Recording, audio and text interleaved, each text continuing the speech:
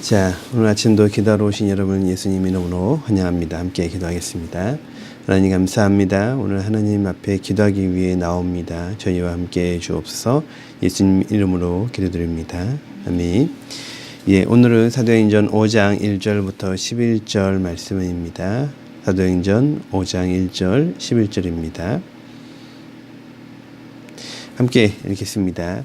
그런데 아나니아라는 사람이 그의 아내 삽비라와 함께 소유를 팔아서 그 값의 얼마를 따로 떼어놓았는데 그의 아내도 이것을 알고 있었다. 그는 떼어놓고 난 나머지를 가져다가 사도들의 발 앞에 놓았다. 그때 베드로가 이렇게 말하였다. 아나니아는 들으시오. 어찌하여 그대의 마음이 사탄에게 흘려서 그대가 성령을 속이고 땅 값의 얼마를 몰래 떼어놓았소. 그 땅은 팔리기 전에도 그대의 것이 아니었소. 또 팔린 뒤에도 그대 마음대로 할 수 있었던 것이 아니었소. 너는 어찌하여 이런 일을 할 마음을 먹었소. 그대는 사람을 속인 것이 아니라 하나님을 속인 것이오. 아나니아는 이 말을 듣고 그 자리에서 쓰러져 숨졌다. 이 소문을 듣는 사람은 모두 크게 두려워하였다. 젊은이들이 일어나 그 시체를 싸서 메고 나가서 장사를 지냈다.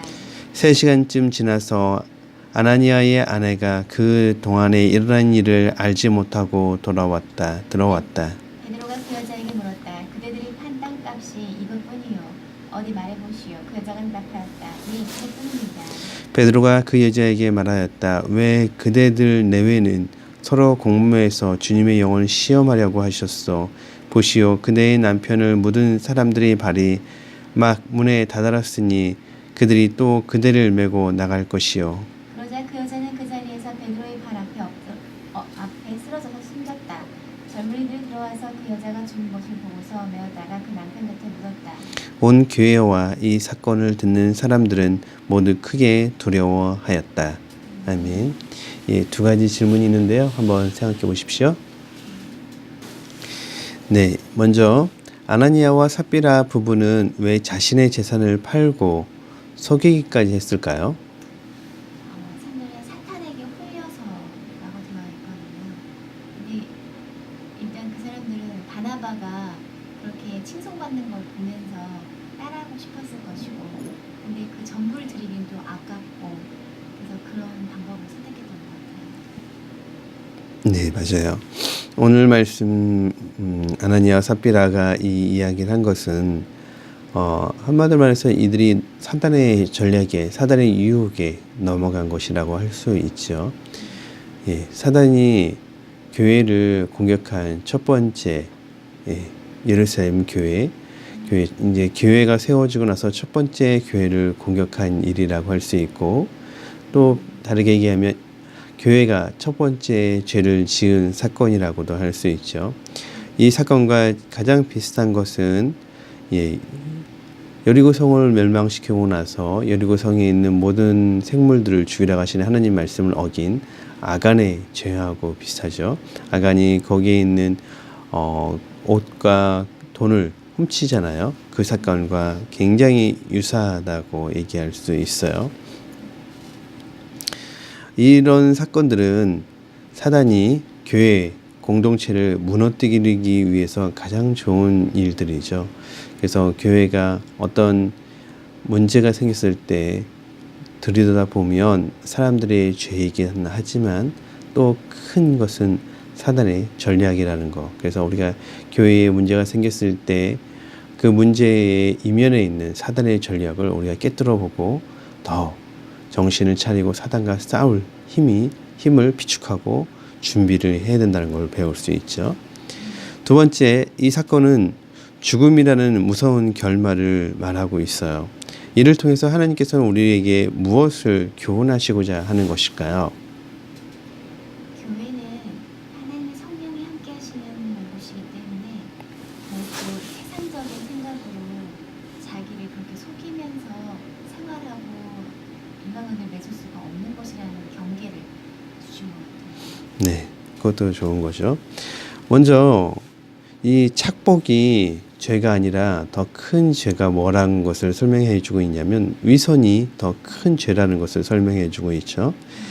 이들이 가난한 사람을 위해서 구제한 것이 아니라 뭐죠? 가난한 사람들을 구제하는 척하면서 자신을 높이고 자아를 높이는 것, 여기에 대한 경계죠. 하나님께서 우리에게 물질을 주신 것은 하나님을 섬기라는 것이지, 그리고 가난한 사람들과 함께 나누라는 것이지 자신을 높이는 것이 아니죠. 사실은 높임을 받아야 될 분은 하나님밖에 없죠. 그것에 대해서 하나님이 경계하시는 것이 이 사건을 통해서 우리가 배울 수 있는 가장 큰 내용이라고 할 수 있어요. 그리고 좀 더 세세하게 들어간다면 이렇게 정리해 볼 수가 있어요. 이것을 통해서 우리가 배울 수 있는 것은, 죄가 얼마나 무서운지, 성령을 비방하는 죄를 범치 말라, 성령을 모독하는 죄를 범치 말라고 얘기하고 있었죠. 근데 지금 성령을 속인 거죠. 자, 성령을 속이면 어떻게 된다? 죽는다 라는 경고, 죄의 무서움에 대한 이야기인 거고요. 그게 첫 번째라면, 두 번째는 인간의 양심이 중요하다. 인간의 양심, 왜 중요할까요? 양심은 누가 주셨어요? 하나님이 주셨죠. 하나님이 아담을 창조하셨을 때 하나님의 형상대로 만드셨죠. 그때 하나님이 우리에게 주신 것이 양심이죠. 그렇기 때문에 양심이 신성한데 양심을 속이지 말라라는 교훈이 있을 수 있죠. 세 번째는 교회의 징계가 필요하다라는 가르침이기도 해요.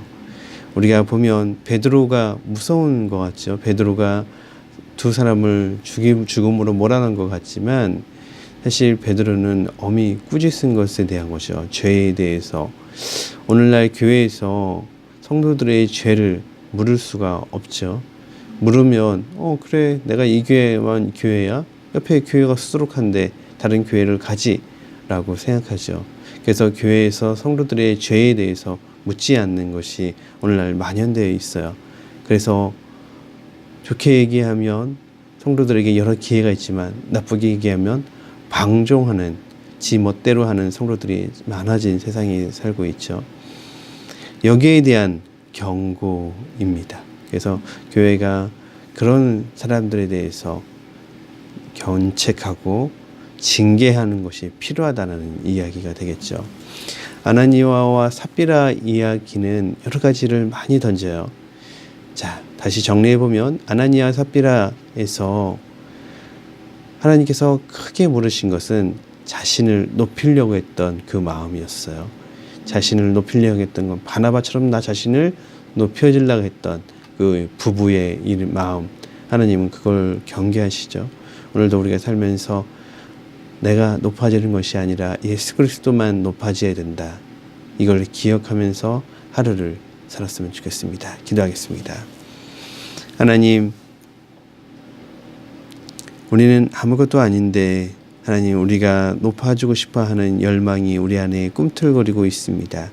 하나님, 그것을 내어놓도록 도와주시고 더 주님을 높이는 하루가 될 수 있도록 인도해 주시옵소서.